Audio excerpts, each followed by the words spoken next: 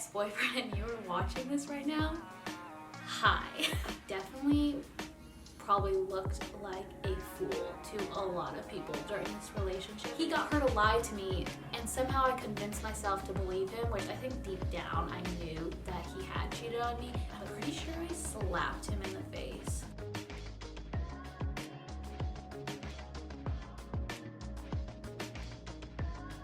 Hello everybody, welcome to my channel. If you haven't been here before, my name is Kian. Something about me just hates intros. I just think they're so boring. I'm so boring. I just had coffee before this video, so strap yourself in because it's gonna be a wild ride. By the title of this video, you may be wondering what the heck is about to happen. You know, and I'm wondering the same thing. And maybe you might be wondering, why the heck are you making this video? I haven't thought about it too much. My main reasons for making this video are, I talk a lot about dating on my channel, and I always refer to ex-boyfriends, but it's kind of hard to piece together someone's dating history. So I would rather just lay it all out for you guys so you understand which exes I'm referring to and what I learned from each relationship. I don't know, I just thought it would be an interesting video. I'm always so curious when people refer to their exes or previous relationships. I'm like, what the heck happened? Like, what is going on? How long did you guys date for? Like, give me some more details. So you guys are my friends, so I'm giving you the details. And with that being said, I'm not telling you anybody's name. I've blurred out all the photos, but if you are my ex-boyfriend and you are watching this right now, hi. I promise I'm not going to say anything bad about you, and I love you, and I love you all. I really do, and I wish you guys the best. So that will lead me into my preface for this video, which is that I have no animosity or anger towards any of my ex-boyfriends. I really do wish them the best, and I have forgiven, you know, the ones who have made mistakes. I have forgiven them, and I was definitely not the best girlfriend at all times either. Sometimes I was crazy. Sometimes I did bad things behind your back. If you're an ex-boyfriend and you're still watching this, most of you know. So, okay, I'm just not gonna get into that. This video is not for you to pick sides or to feel bad for me. For a long time in my life, I played a victim in my relationships, and I was like, they cheated on me, they did this, they're such a horrible person. When I know all the responsibility lies with me, because it was my decision to be in that relationship and then stay in those relationships after these things happened. So it's totally my responsibility. No bad, hard feelings towards them. I feel like I've completely moved on and forgiven them all. Who have wronged me, and hopefully the ones that I have wronged, they can forgive me.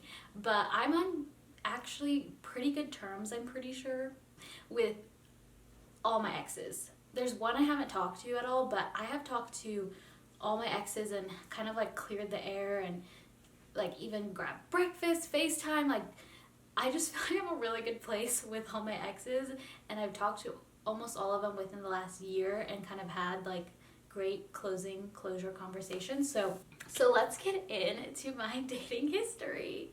If you guys enjoy these kind of videos where I'm just super vulnerable and honest, give this video a thumbs up and please subscribe, and just let me know in the comments, because I love when you guys let me know that you like this kind of stuff. It gives me more direction for my channel. So my first boyfriend, my first serious boyfriend, was in high school. I was a sophomore in high school. We're gonna name him Dirk because it rhymes with jerk.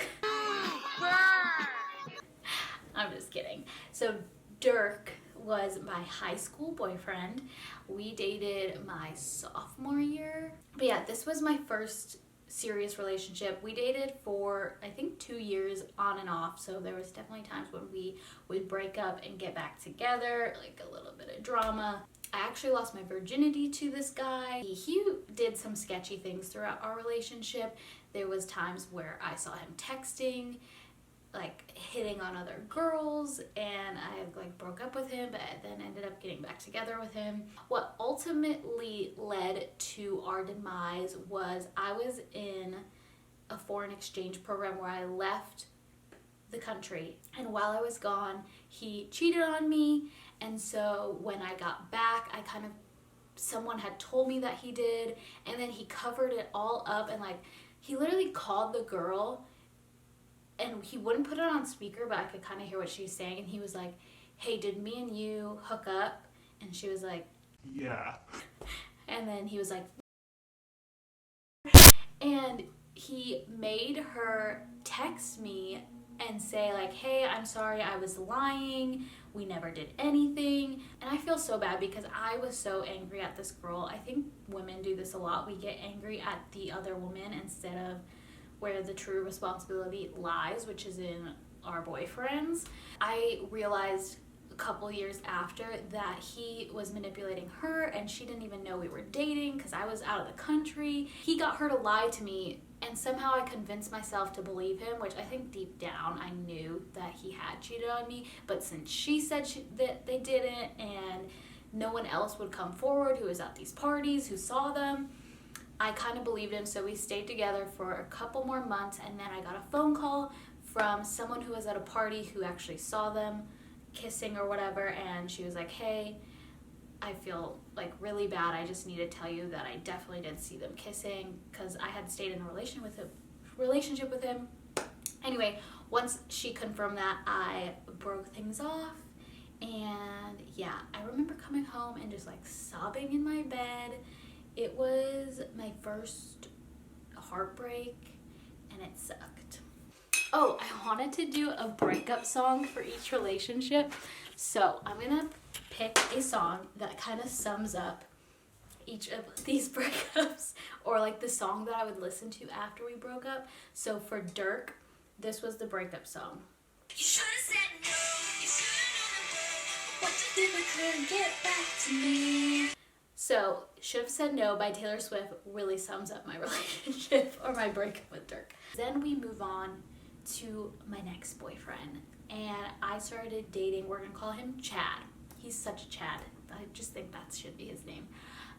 So Chad and I dated when we were, I think I met him when I was a junior in high school.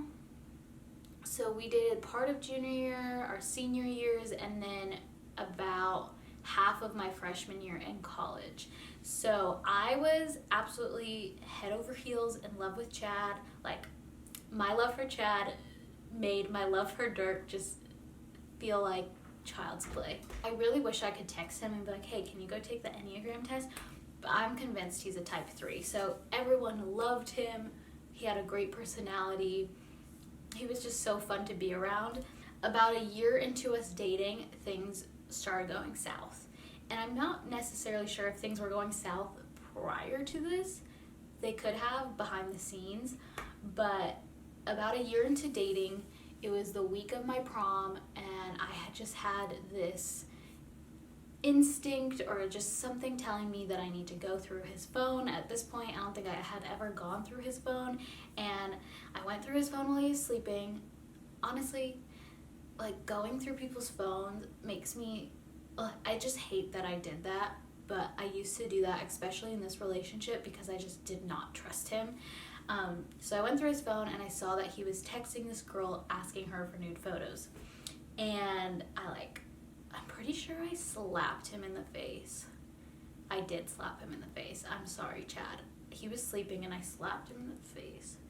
I don't know if I need to give you this much details, but anyway, we had broken up, but it was like a week before my prom, and we ended up going together, but it was like really tough. And I mean, to me, that was a form of cheating for sure. Like, your boyfriend's asking another girl for nude photos. Ended up staying together, which was it was a mistake because I learned a lot of things, but after that happened, I should have evacuated that relationship. But I didn't, and it led to me moving to Arizona and like a lot of great other things. So I'm very happy that I stayed in it because of where I am today. I wouldn't be here if it wasn't for it. From that point forward, I had a really hard time trusting him, but I still loved him and really wanted things to work. And it kind of just snowballed in that I continuously was hearing cheating rumors, and I was just constantly hearing that he was doing things with these girls, and I was constantly paranoid that he was cheating on me, which I still think he was, but who knows. He had committed to a school in Arizona, and that's what made me look for schools in Arizona. And at this point, I had only applied to smaller schools because I thought I wanted to cheer. So I was applying to really small schools in Florida and in Texas and in Tennessee. I wanted to go to a school in the South. But since my boyfriend of 2 years was playing baseball in Arizona, I decided, oh, well, let me just check out some of the schools there. Little did I know that he definitely did not want me to be going to college in the same state as him. I don't even think he wanted to stay together with me because behind my back he was calling me psychotic, and just people were making fun of me for looking at the same schools in the same state. And I was pretty oblivious to this because, of course, like, I really loved him and thought he wanted to be with me, but clearly he did not. Definitely probably looked like a fool to a lot of people during this relationship. So happy that it did happen this way because I met so many friends in Arizona. I stayed in Arizona way longer than he did, and so I knew it was where I was supposed to meet up. Arizona is where I found Jesus, so I'm very happy that this all played out. But at the time, I definitely probably looked very crazy to him and a lot of his friends, and I think we dated each other for the first few months that we were in college. At one point, he texted me and told me that he cheated on me, and I had heard many other rumors that he had cheated on me in other circumstances, but there was one in particular that he actually told me, so that's really all I have to go off of. So after that, we ended up breaking up, and it was really the winter of my freshman year that I think I broke things off, and we just were really done. I had a lot of resentment towards Chad. A lot. That relationship just left a lot of scars on my heart, from I can't trust other women to I can't trust my boyfriend. My boyfriend is disrespecting me not only by cheating but by talking badly about me and totally dishonoring me in so many different ways. So it definitely left a lot of scars on my heart, which I have worked very hard to heal, and I feel like I've completely healed. And it's not like it took me so long to get over him as a person, although he was an awesome person and, so easy to like and love. He has a great personality, but it was more I had to move on from these scars and heal those scars that the relationship left on me. Okay, my breakup song for Chad was, I think this is the one, Better Man by Little Big Town. So that was a kind of nice one, but this song I recently heard by Gabby Burnett, I feel describes more of my vengeance that I felt. This is the ultimate cheating song.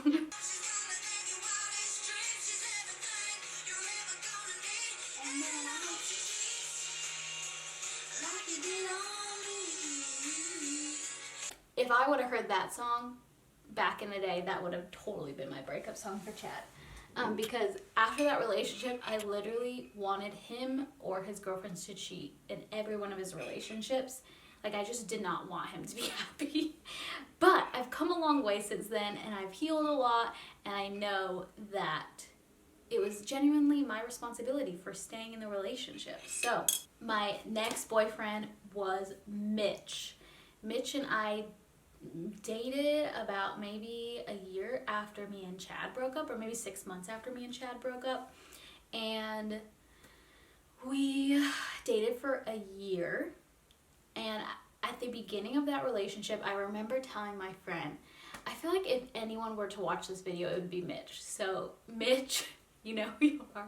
Hi. I told a friend before, right when we started talking, that I just never saw myself being able to fall in love with him. And that was pretty deep, because I should have listened to that instinct. We ended up dating for a year. He was an awesome boyfriend, treated me great. I really felt safe and secure in the relationship. It was definitely a slow development of feelings, which I wasn't really used to because with my last boyfriend, I had fell in love really quickly.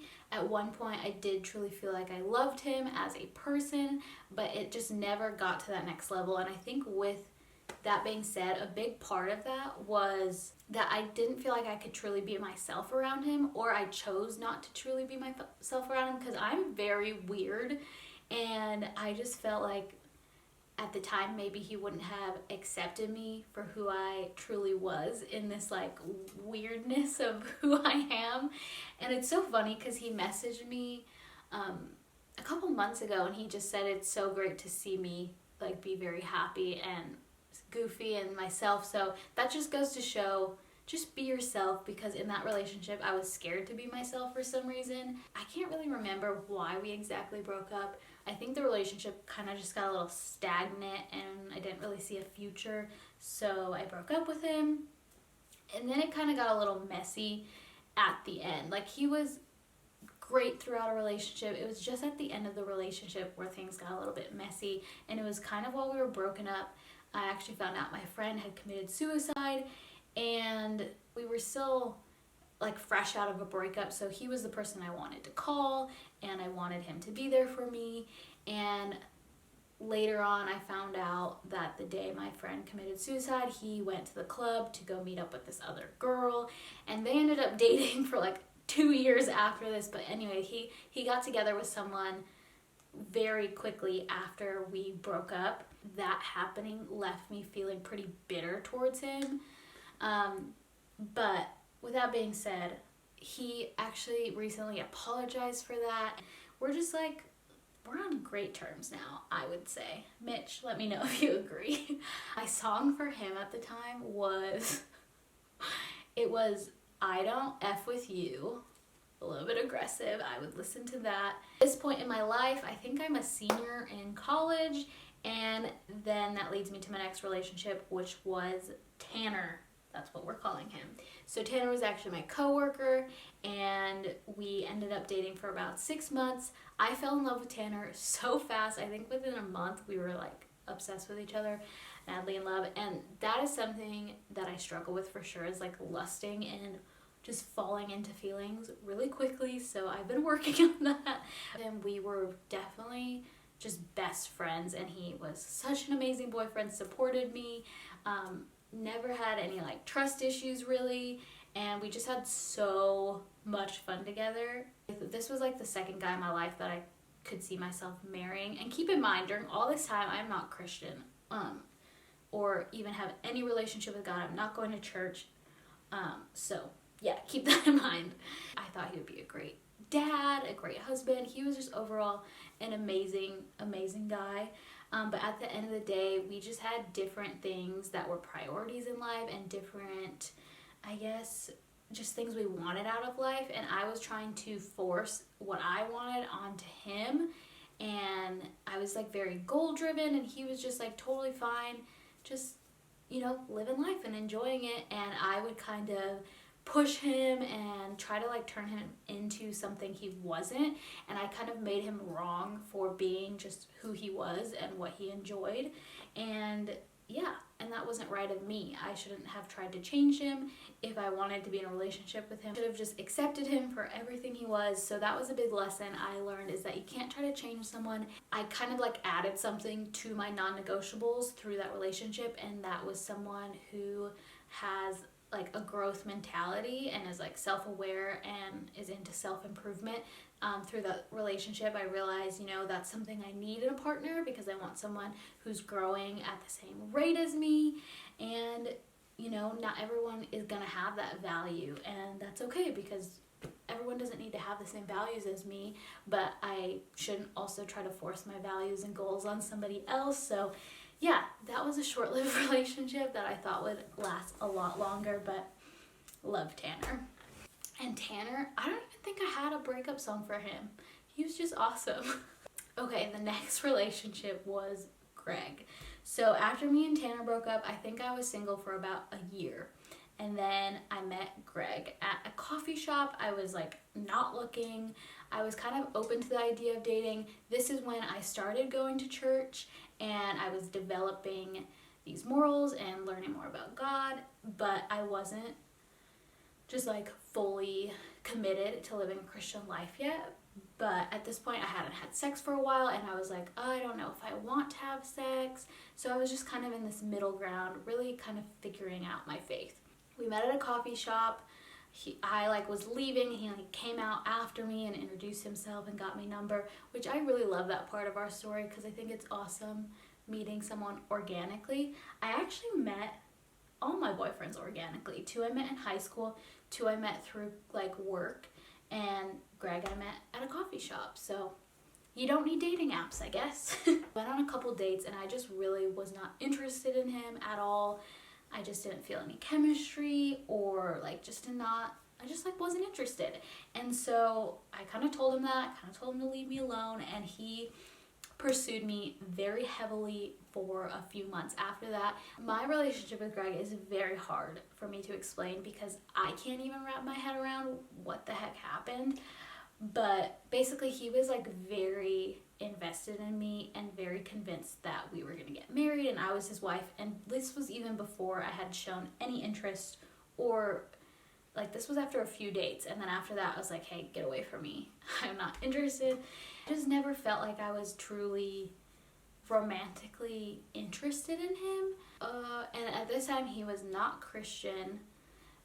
But he ended up going to church. He started going to church as he was getting to know me, and I kind of assumed from his actions like his intention were behind it was definitely to find peace. I like know he wanted to find God, but I think I was a little intertwined with his reasonings to go to church, which got so messy. So if you're Christian and you want a Christian guy, let them figure out their spiritual journey without you, because it gets so messy when you get entangled in their new faith, especially if you're in new faith too, because I was in new faith at the time trying to figure things out. And after I want to say 3 or 4 months of him really intentionally pursuing me, I finally like came around and gave him a chance, and he treated me so well. Like I was literally the center of his world. I was like treated me like a queen. I cannot complain about anything he ever did to me because he treated me so well, and he really was selfless in our relationship and put my needs before his, which I think in turn enabled me to kind of walk all over him in a sense, because I felt like I had so much control and power in the situation. And since I wasn't emotionally invested in him, I kind of like walked all over him, and I will admit I was not a good girlfriend to him, and he definitely deserved someone who loved him and treated him so much better than I did. It was just like a very complicated situation. What was essentially happening, it was he was getting all his value and worth from me, and that put a lot of responsibility on me. I feel like this is getting pretty deep. This put a lot of responsibility on me for his happiness. So anything I would do, he would get upset with me a lot. And if you're in a relationship and your partner's constantly getting upset with you, it could be because their value and worth is like based on you and your actions, which is very dangerous because that put so much pressure on me, and I just felt like I was constantly getting in trouble. Like I had a lot of emotional responsibility, which led me to have more of a masculine role in our relationship, in me having to comfort him, and him just being a little bit more like emotional and sensitive, which isn't bad. Like someone who is emotional and sensitive isn't bad, but there needs to be a balance, because I find when a man has too much feminine energy in that sense, it's hard for me to respect them. Like I started to lose respect for him, and in turn ended up treating him even more poorly. Literally, I am the bad guy in this for sure. I think it just goes to show that do not force things.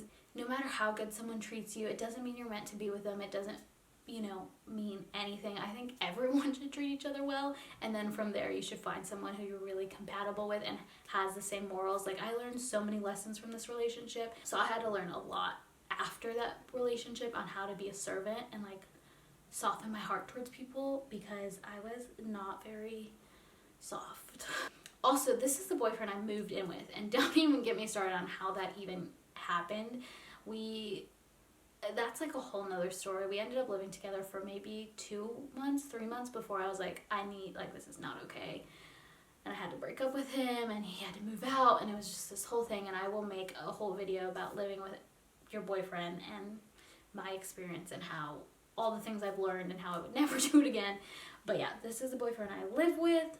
So I think we dated maybe for 8 months or so. I'm not exactly sure, but anyway, we broke up. Actually, I broke up with him in October of last year, so I just hit a year of being single again, and I'm going to make a video on what I've learned from being single for a year. But yeah, so that is my dating history. Maybe some of these relate to you, and keep in mind, I wasn't Christian until Greg, and I was like definitely just getting my feet wet in my faith, so I was kind of like a new Christian and still figuring things out. And since that relationship ended, I've gotten so much closer to God. So if you are a new Christian, I would so recommend just being alone and walking through life with our Heavenly Father rather than a person here on earth, because trust me, you develop so many great qualities in your singleness. As you know, I make so many videos about being single, and I just think everyone needs to be single. I would love for everyone to experience singleness for a year, even 6 months. Just do you. But yeah, that is my dating history. I hope you found it somewhat interesting or enjoyed this video, or maybe these helped you understand me better, or maybe helped you kind of pinpoint some things in your relationship that you need to heal from, or you don't want or do want. I don't know. I just hope it helped you in some way. I would love to know your thoughts on these boyfriends, not on like who they are as people, but just the relationships and dynamics, and if you've ever been in a similar one, or kind of like what your dating history is. I don't think it's taboo to talk about, and I don't feel like I said anything during these videos to disrespect any of my boyfriends, and if I did, I'm truly sorry. I did not mean any disrespect to you guys. And I'm gonna wrap up this video. I hope you enjoyed. Please give it a thumbs up, subscribe to my channel, and I will see you guys on Thursday.